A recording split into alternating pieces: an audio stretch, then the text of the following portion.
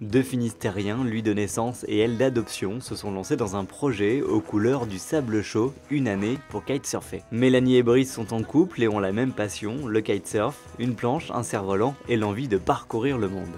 Brice est plutôt bon dans son domaine et moi je démarre.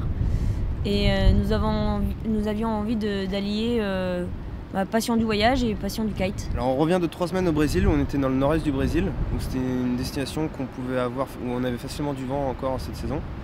Donc on est parti dans le but vraiment exclusivement de s'entraîner.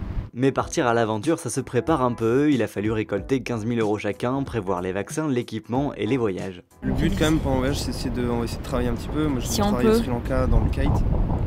Après elle peut trouver facilement un petit boulot aussi pour alléger un peu le budget. Et partir en amoureux, comment ça se passe ? Bien, ça se passe Super bien. Sauf quand si je rate une session, enfin si j'ai une mauvaise session, je peux avoir un caractère de cochon. Donc franchement t'es super patient. Et après ce premier voyage au Brésil, il y a les toutes premières anecdotes.